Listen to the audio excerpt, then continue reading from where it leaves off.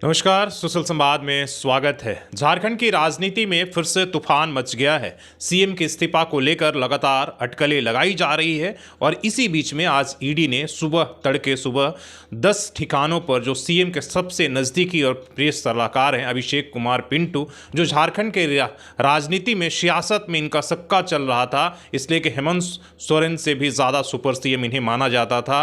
आप ब्यूरोक्रेट के आप हल्के में कहें या जितने भी लोग थे उनमें सभी लोग जानते हैं, आज ईडी ने इनके ठिकाने पर छापामारी की है।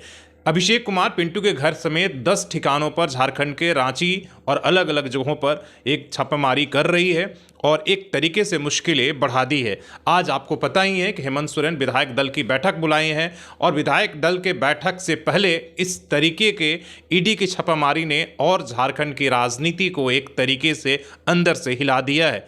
जो अब तक अटकलें लगाई जाती थी कि सीएम इस्तीफा देकर अपने पत्नी कल्पना सोरेन को मुख्यमंत्री बना सकते हैं, लेकिन अब इस तरीके के अटकलों पर भी एक हंगामा मच गया है। कांग्रेस समेत बाकी लोगों ने एक तरीके से इस खबरों को नकार दिया है और लोग कह रहे हैं कि ऐसा कुछ नहीं होने जा रहा है।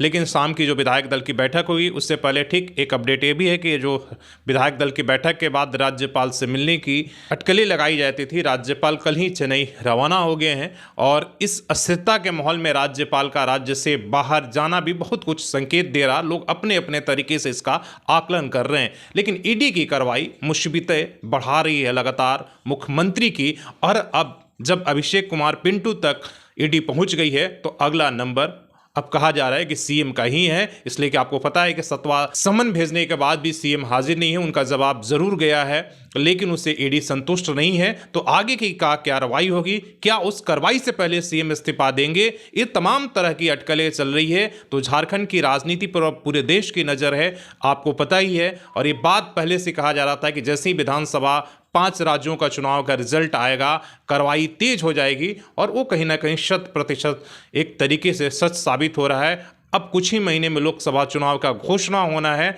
उससे पहले क्या झारखंड की सरकार बचेगी या जाएगी, या ये चुनाव की भी अटकलें लगाई जा रही कि क्या लोकसभा और विधानसभा भंग करके एक साथ चुनाव कराया जाएगा। ये तमाम तरह की बातें चल रही है। आप इन तमाम अपडेट के साथ बने रहें और ईडी की कार्रवाई और सीएम की जो हालात है उस पर आपकी क्या है राय है, आप अपनी राय दे सकते हैं। धन्यवाद।